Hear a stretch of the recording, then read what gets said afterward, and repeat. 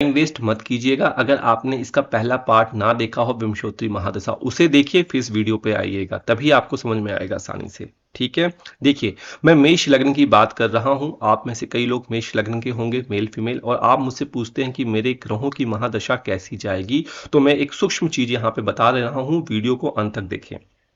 देखिए, आपका अगर मेष लग्न होगा तो नंबर कुछ इस तरीके से आपके बर्थ चार्ट में लिखे होंगे। आप देख लीजिए आपका लग्न क्या है। मेष लग्न का मतलब होता है एरीज असेंडेंट। एरीज असेंडेंट आपने देखना है। ठीक है जी, देखिए चूंकि मंगल जो है, आपकी बात की जाए तो पहला घर किसका है, 1 नंबर, और 1 नंबर किसका होता है, लग्नेश कहलाता है। लग्न का मालिक लग्नेश होता है, मंगल इस भाव का मालिक होता है।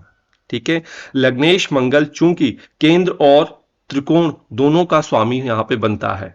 केंद्र त्रिकोण दोनों का स्वामी, अतः बहुत शुभ होता है।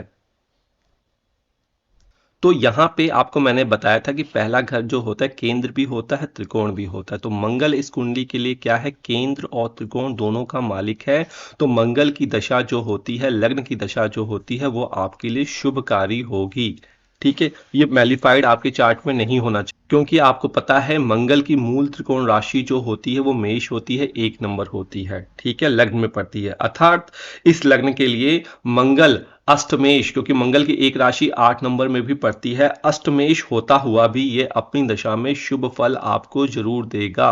तो इसका अस्त होना, वीक होना नहीं चलेगा, इसको जरूर आपको मजबूत करना है अपने लग्न में। ठीक है, अगर आप एरीज लग्न के हुए, ठीक है, आपका कोई ग्रह मजबूत हो या ना हो, मंगल का मजबूत होना बहुत जरूरी है, नोट कर लीजिए। ठीक है, आप दूसरे ग्रहों की रिंग पहन लेते हैं लेकिन मंगल को मजबूत नहीं करते, फिर मेरे पास आ जाते हैं या किसी के पास जाते हैं। तो मंगल को मजबूत आपको करना बहुत जरूरी है। वहीं पे अगर आप देखेंगे शनि इस कुंडली में, शनि महाराज की बात कर लें, शनि और देखिए मंगल की बनती नहीं है, इसीलिए मंगल ने शनि को 2 घर का स्वामी दिया है।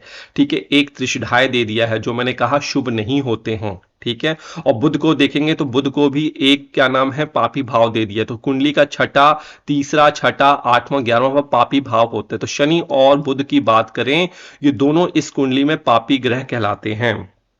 पाप भावों के स्वामी होने से पापी यहां पे बन जाते हैं। तो इनकी महादशा, अंतरदशा, प्रत्यंतर दशा में आपको सावधान रहने की हिदायत मैं यहां पे दूंगा। ठीक है, आगे बात समझ में। उसके बाद आ जाइए शुक्रदेव।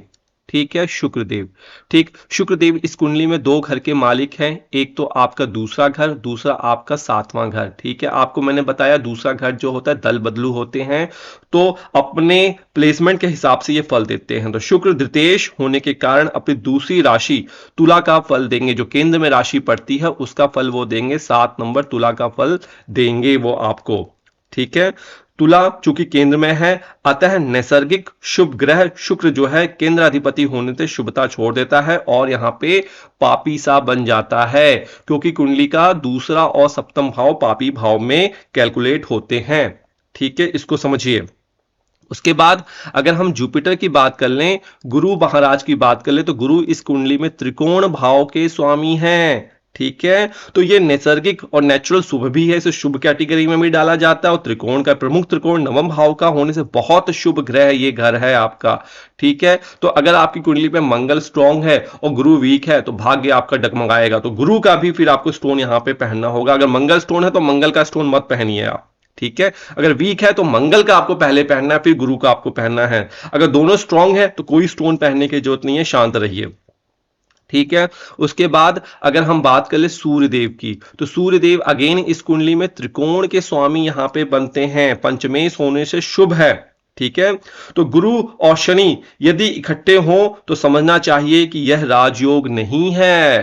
ठीक है, गुरु और शनि जब इकट्ठे हो तो यह समझना चाहिए कि राजयोग नहीं है। तो सूर्य जो है इस कुंडली में शुभ फल देगा अपनी दशा अंतरदशा में।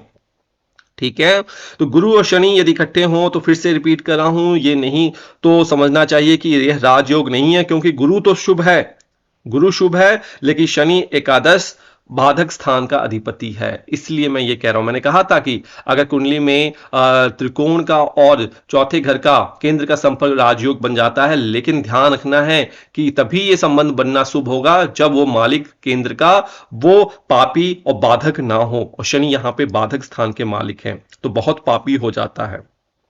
ठीक है। उसके बाद शुक्र जो है दूसरे और सातवें सप्तमेश होने से शुक्र जो है ये पक्का मारक कहलाता है। ठीक है। अब ये मारक कैसे कहलाता है इसकी वीडियो मैंने स्पेशल बनाई है। तो दूसरा और सातवें घर का मालिक मारक होता है, अर्थात इस ग्रह की दशा में प्राय मृत्यु तुल्य कष्ट मिलते हैं, डिवोर्स की सिचुएशन आ जाती है, शारीरिक समस्या आती है। शनि भी इस लग्न वालों के लिए मारक प्राय सिद्ध होते हैं। तो भाई जो ग्रह आपके मारक हैं उनका आप दान कीजिए। शनि और बुध का आप दान कर सकते हैं, शुक्र का आप दान कीजिए। शुक्र और शनि से संबंधित चीजों को आपको नहीं धारण करना है। तो ये मेष लग्न की कुंडली में था। इसी प्रकार मैं आपको दूसरे पार्ट में वृषभ लग्न की कुंडली को बताऊंगा। और कुंडली और बेहतरीन तरीके से आपको सीखना है, एक्सक्लूसिव वीडियो सीखना है, तो ज्वाइन अस मेंबर की लीजिए, मेंबरशिप लीजिए। मैं वहां पे आपको अपॉइंटमेंट भी दूंगा और लाइव सेशन भी आपका लूंगा। मात्र सिर्फ 160 रुपए से ये फीस स्टार्ट हो जाती है। तो अभी ज्वाइन कीजिए कोर्सेज को, आपके लिए स्पेशल कोर्सेज बनाए गए हैं। सब्सक्राइब करना ना भूलिए और अपने दोस्तों, मित्रों, सगे संबंधियों को भी शेयर करना ना भूलें। श्री राधे।